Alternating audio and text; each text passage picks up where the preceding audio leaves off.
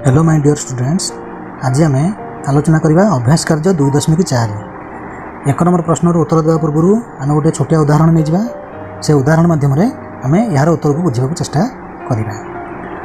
उदाहरण हूँ 15 संख्याटी 5 द्वारा विभाज्य। 15 निकटतम एपरी दुईटी संख्या बाहर कर जहाँ 5 द्वारा विभाज्य अटे। ताहले आम केमती करवा? 15 5 द्वारा विभाज्य। ताहले 15 निकटतम दुईटी संख्या जहाँकि 5 द्वारा विभाज्य केमती जाना?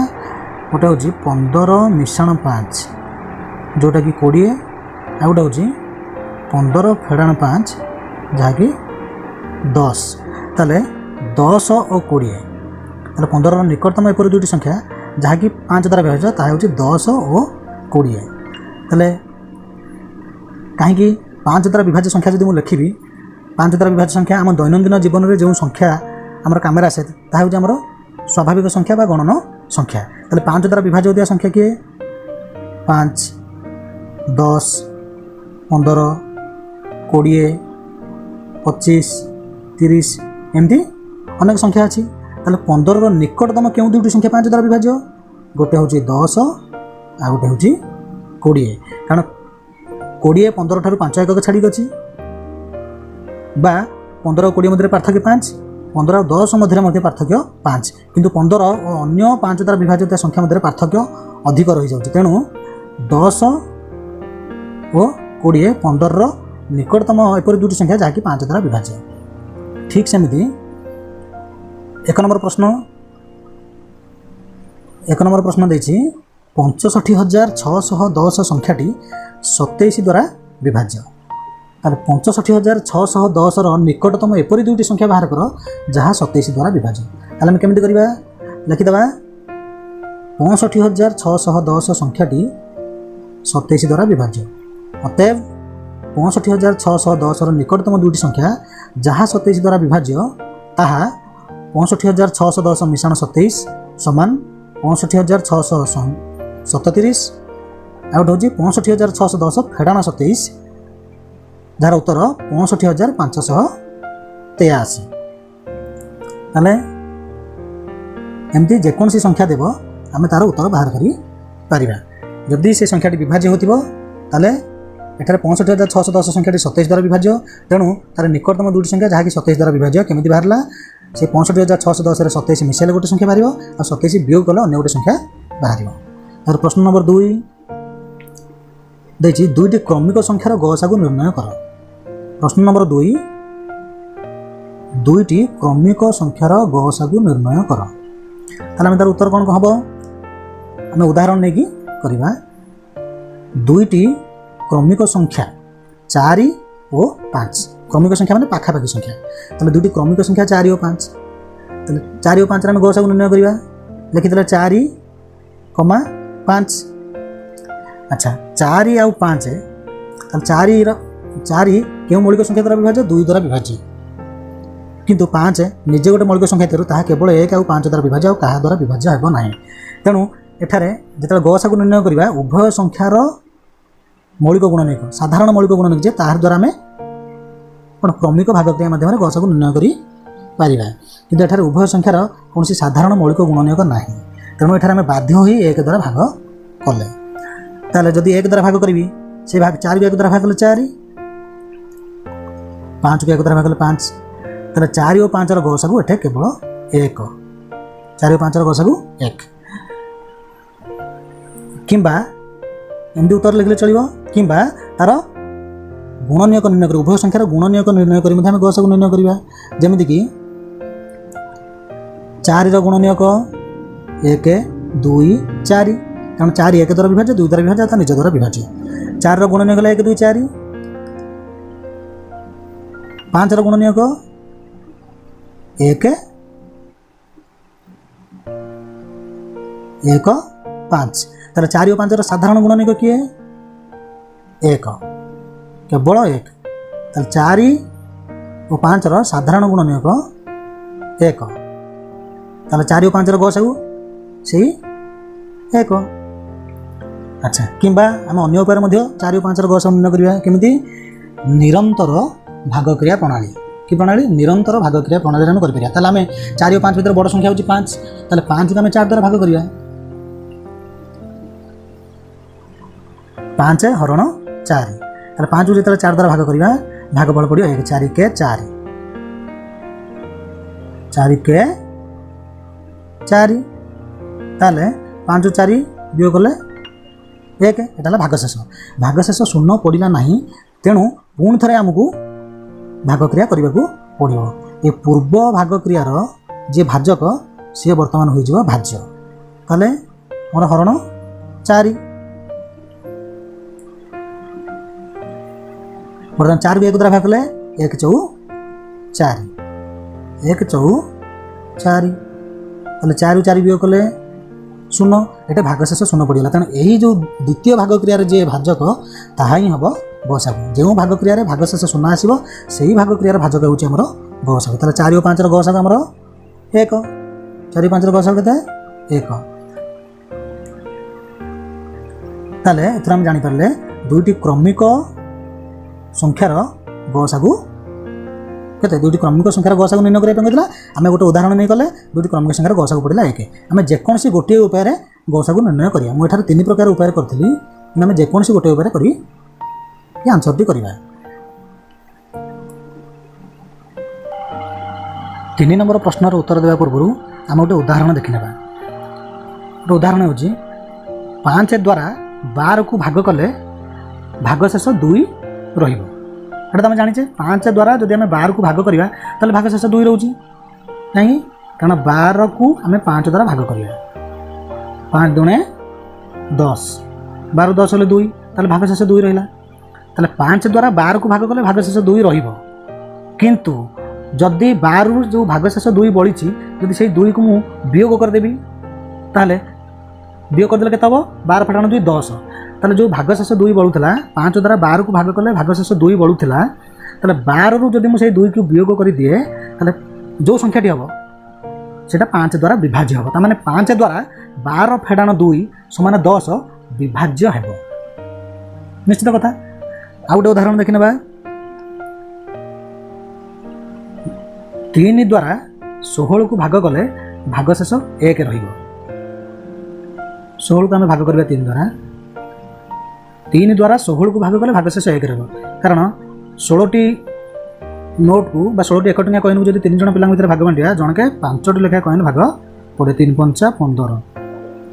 गोटे कॉइन बळिबो ताले 3 द्वारा 16 को भाग कले भागशेष 1 रहिबो किंतु जदि मु 16 रु 1 वियोग कर देबी जे संख्या आसीबो ताहा 3 द्वारा निश्चित विभाज्य हबो कारण जो भागशेष 1 बळुची काहे कि सेटा अधिक अछि बोली बळुची जदि सेटा हम वियोग कर दबा ताले आउ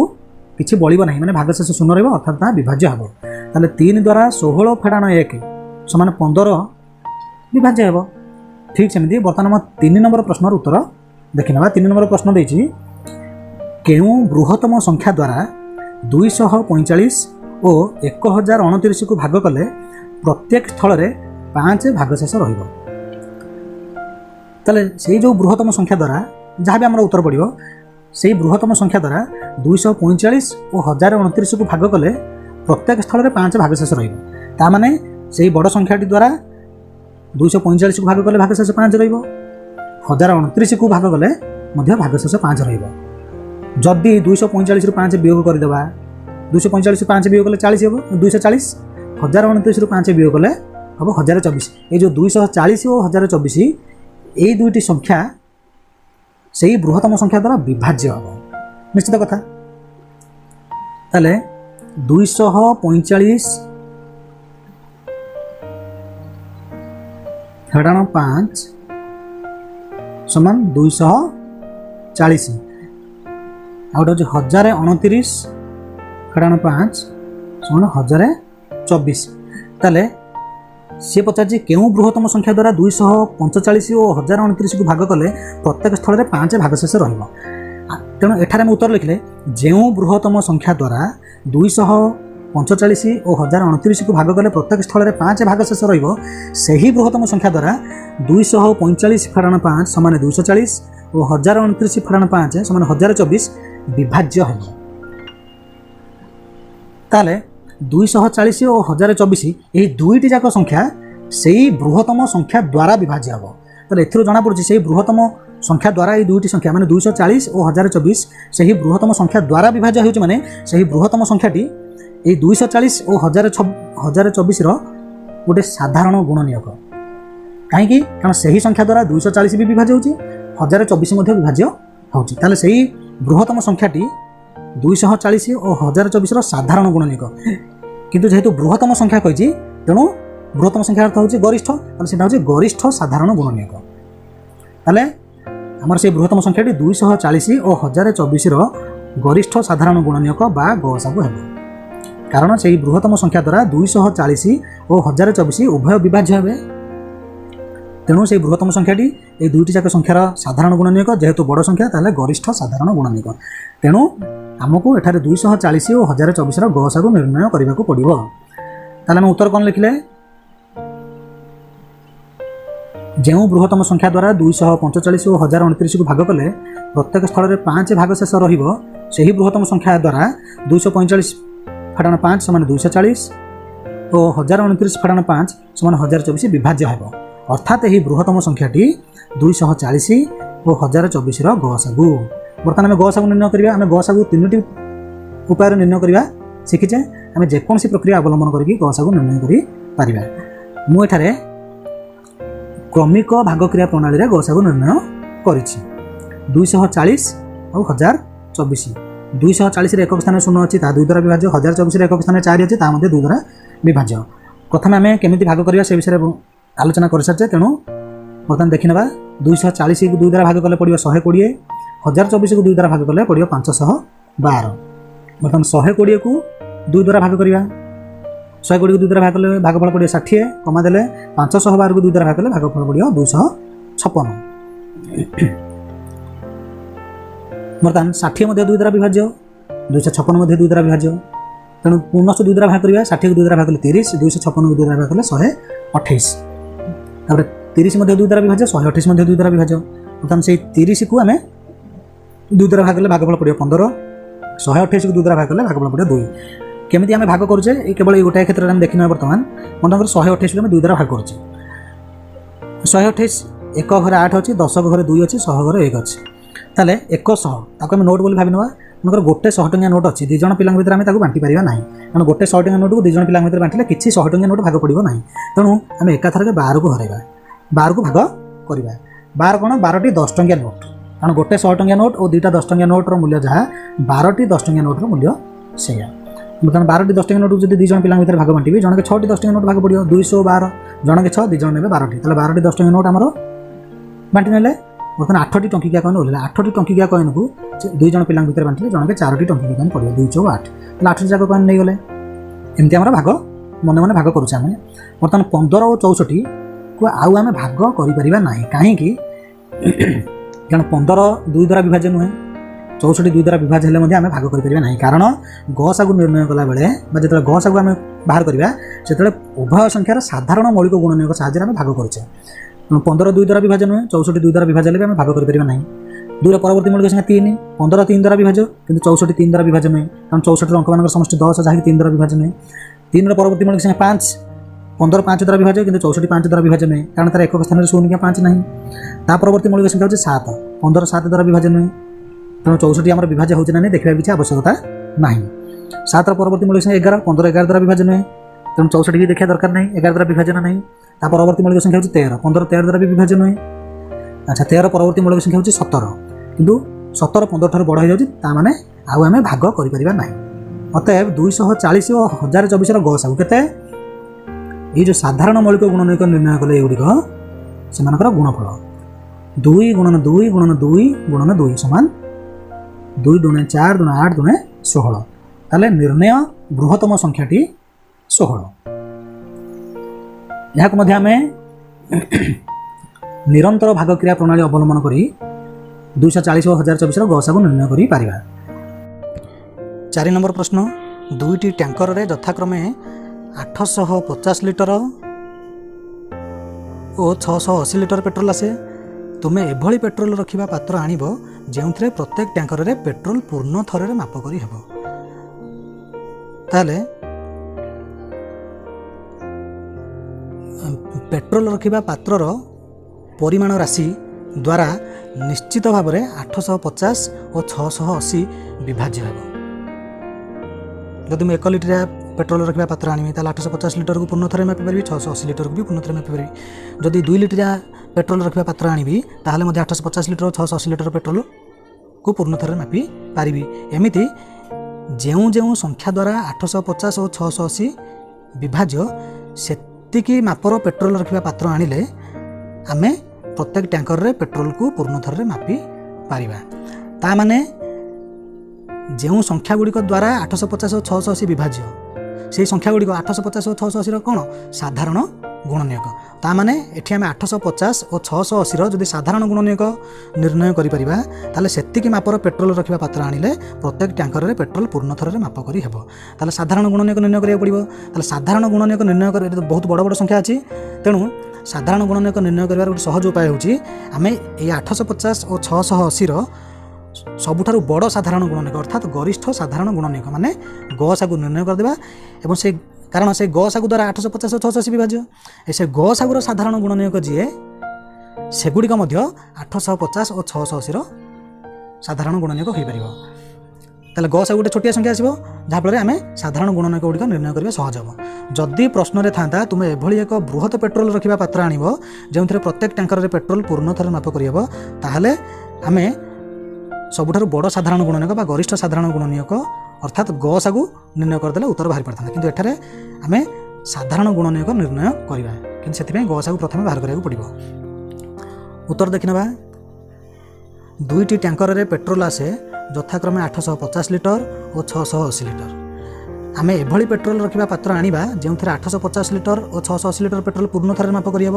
अर्थात पेट्रोल रखा पात्र परिमाण राशि 850 और 680 साधारण गुणनीयक तो साधारण गुणनीयक बाहर करा प्रथम गसागु नहीं जावा 850 और 680 गसागु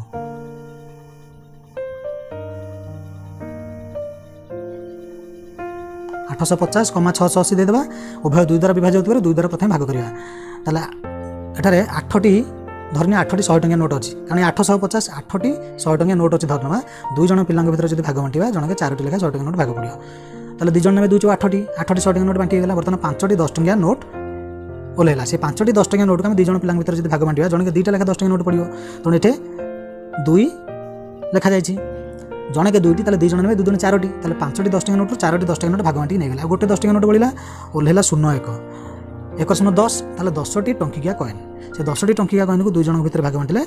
आम 5टी टंकिया कॉइन भाग पड़ो तेणु ये 5 लिखाई 850 को 2 द्वारा भाग कले 425 ठीक सेमती 680 को 2 द्वारा भाग कले 340 तापर 425 आ 340 क्यों मौलिक संख्या द्वारा विभाजन ता द्वारा भाग करवा आम देखा 425 2 द्वारा विभाजन नुहे तेणु आम 2 द्वारा भाग कर नहीं 2 परवर्ती मौलिक संख्या होती 3 425 3 द्वारा विभाजन है कारण एठारे 425 अंक मान समष्टि 4 2 6 5 11 अंक मान समष्टि 11 जहाँकि 3 द्वारा विभाजन नुहे तेणु 3 द्वारा भाग करहब ना 3 परवर्ती मौलिक संख्या 5 425 एक स्थान में 5 अच्छी 340 एक स्थान में 0 अच्छी तेणु उभय संख्यार गोटे साधारण मौलिक गुणनीयक होची 5 तेणु आम 5 द्वारा भाग करवा 425 को 5 द्वारा भाग कले 85 340 को 5 द्वारा भाग कले 68 425 को 5 द्वारा केମିତି भाग कले धन्य 4टी 100 टंकिया नोट अच्छी 5 जन पिला भितर भाग बांटी हम ना कारण कौन 100 टंकिया भाग पड़ो ना तेणु आम सीधा सड़क 42 को भाग कले 42 10 टंकिया नोट कारण 400 2 10 जहाँ 42 10 से 42 10 टंकिया नोट 5 जन पिला भितर भाग बांटिले जनके 8टी लेखाएं 10 टंकिया नोट भाग पड़े 5 8 40 5 जन नहीं गले 40टी 42 10 टंकिया नोट 40टी 10 टंकिया नोट पड़ेगा 2टी 10 टंकिया नोट पड़ेगा 5टी 1 टंकिया कॉइन ओल्ला 2टी 10 टंकिया नोट और 5टी 1 टंकिया कॉइन जहाँ 25टी 1 टंकिया कॉइन से बर्तमान से 25टी 1 टंकिया कॉइन को 5 जन पिला भितर बांटिले 5टी लेखा भाग पड़े तेणु 85 होती ठीक सेमती 340 को 5 द्वारा भाग 68 बर्तमान 85 और 68 देखिए 5 द्वारा विभाज्य होना 85 5 द्वारा विभाज्य कि 68 5 द्वारा विभाजन नुहे ताले 5 परवर्ती मौलिक संख्या 7 85 7 द्वारा विभाजन नुहे आम देखिपर निजे परीक्षा कर परवर्ती मौलिक संख्या 11 85 11 द्वारा विभाजन नुहे तेणु 11 द्वारा भाग करहब ना तार परवर्ती मौलिक संख्या 13 85 13 द्वारा विभाजन नुहे तार परवर्ती मौलिक संख्या 17 85 17 द्वारा विभाज्य 68 17 द्वारा विभाज्य तेणु आम 17 द्वारा भाग करवा ताले 17 5 85 17 4 68 तेणु आमर साधारण मौलिक गुणनीयक हूँ 2 5 आउ 17 ताले 850 और 680 गसागु केते 2 गुणन 5 गुणन 17 समान 170 ताले 170 साधारण गुणनीयक किए प्रत्येक संख्यार ସରି 170 ଗୁଣନିୟକ 170 ଗୋଟେ ସଂଖ୍ୟାରେ କେବେ ସାଧାରଣ ଗୁଣନିୟକ କହିବା ନାହିଁ। 170 ଗୁଣନିୟକ କିଏ? କାରଣ 1 ପ୍ରତ୍ୟେକ ସଂଖ୍ୟାର ଗୋଟେ ଗୁଣନିୟକ। ତେଣୁ ପ୍ରଥମେ ଲେଖିଲି 1, ପ୍ରଥମେ 1 ଲେଖା ହେଲା। ଆଚ୍ଛା, এইটি যে 2 ଗୁଣନ 5 ଗୁଣନ 17 ହେଉଛି 170। ତେଣୁ 2 ହେଉଛି ଗୋଟେ ଗୁଣନିୟକ 170ର, 5 ମଧ୍ୟ 170ର ଗୋଟେ ଗୁଣନିୟକ। এই 2 ଆଉ 5 এই ଦୁଇଟା ଯାକ ମୌଳିକ ଗୁଣନିୟକ ଗୁଣିଲେ ହେଉଛି 10, 2 5 10, କାରଣ 10 ମଧ୍ୟ ହେଉଛି ଗୋଟେ 170ର ଗୁଣନିୟକ। କାରଣ 2 5 10, 10 ଗୁଣନ 17 ହେଉଛି 170, ତେଣୁ 10 ହେଉଛି 170ର ମଧ୍ୟ ଗୋଟେ ଗୁଣନିୟକ। ନିଜେ 17 ହେଉଛି 170 ଗୋଟେ ଗୁଣନିୟକ। ଆଚ୍ଛା, এই 17 ଗୁଣନ 2, 17 ଦୁଣେ 34, ତାର କାରଣ 34 ଗୁଣନ 5 ହେଉଛି 170, 17 ଦୁଣେ 34 ଗୁଣନ 5 170 ହେଉଛି, ତେଣୁ 34 ମଧ୍ୟ 170 ଗୋଟେ ଗୁଣନିୟକ। 17ରେ 5 ଗୁଣେ 17 5 85, ତାହେଲେ 85 ଗୁଣନ 2 ମଧ୍ୟ 170, ତେଣୁ 85 ହେଉଛି ଗୋଟେ 170ର ଗୁଣନିୟକ। ଆଉ ନିଜେ 170 ହେଉଛି 170ର ଗୋଟେ ଗୁଣନିୟକ। ଅତଏବ ପେଟ୍ରୋଲ ରଖିବା ପାତ୍ରର ମାପ 1 litre, 2 litre, 5 litre, 10 litre, 17 litre, 34 litre, 85 litre କିମ୍ବା 170 ଲିଟର ହୋଇପାରିବା। ଆମେ ତାହେଲେ 1 ଲିଟରିଆ ମାପପାତ୍ର ଆଣିଲେ ମଧ୍ୟ ପୂର୍ଣ୍ଣ ଥରେ ମାପିପାରିବା, 2 ଲିଟରିଆ ମାପପାତ୍ର ଆଣିଲେ ବି ପୂର୍ଣ୍ଣ ଥରେ ମାପିପାରିବା, 5 litre, 10 litre, 17 litre, 34 litre, 85 litre କିମ୍ବା 170 ଲିଟରିଆ ମାପପାତ୍ର ଆଣିଲେ ମଧ୍ୟ ଆମେ ଉଭୟ ଟ୍ୟାଙ୍କରରେ ଥିବା ପେଟ୍ରୋଲକୁ ପୂର୍ଣ୍ଣ ଥରେ ମାପିପାରିବା। ଯଦି ପଚାରିଥାନ୍ତା କେଉଁ ବୃହତ ମାପପାତ୍ର ଆଣିଲେ ପୂର୍ଣ୍ଣ ଥରେ ମାପିପାରିବା, ତାହେଲେ କେବଳ ଆନ୍ସର ହେଇଥାନ୍ତା 170, କିନ୍ତୁ ଏଠାରେ ଏ ସବୁତକ ଆମର ଆନ୍ସର ଆସିବ।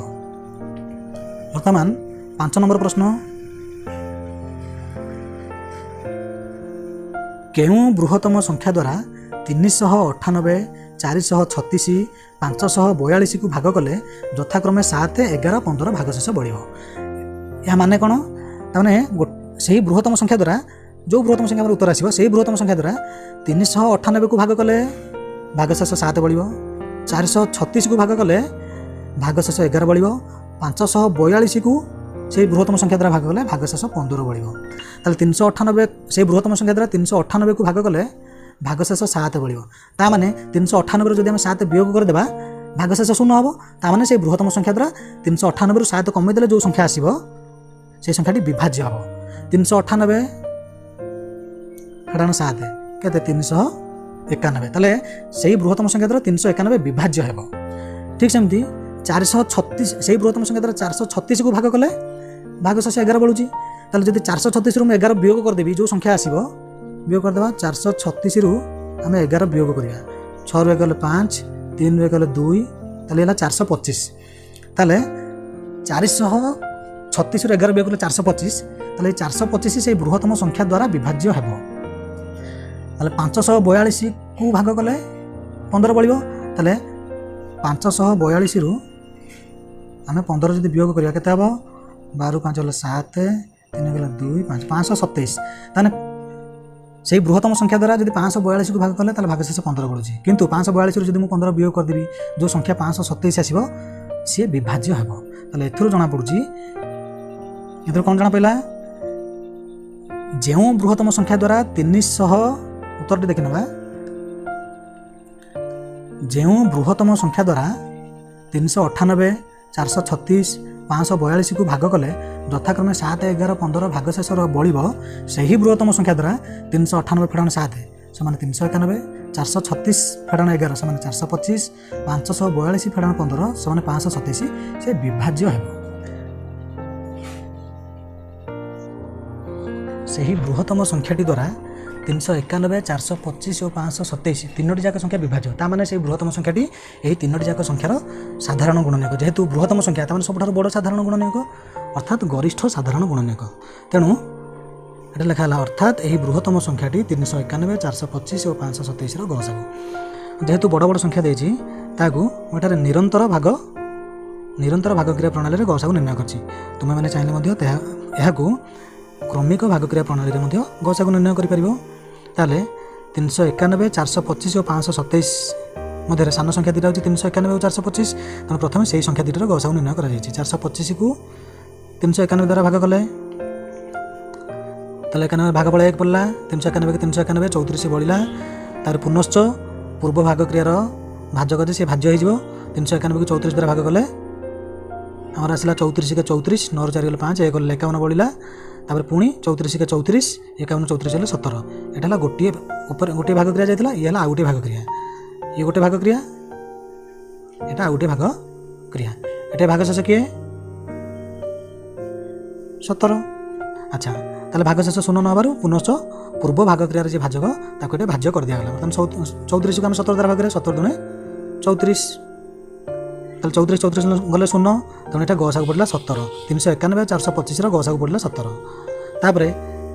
से 17 और 527 जो तृतीय संख्या छाड़ी तार गसागु बाहर करिया ताले 527 को 17 द्वारा भाग कले भागफल पड़ला 31 भाग शेष 0 ताले से 17 पड़ला एटा गोटे भाग करिया एटे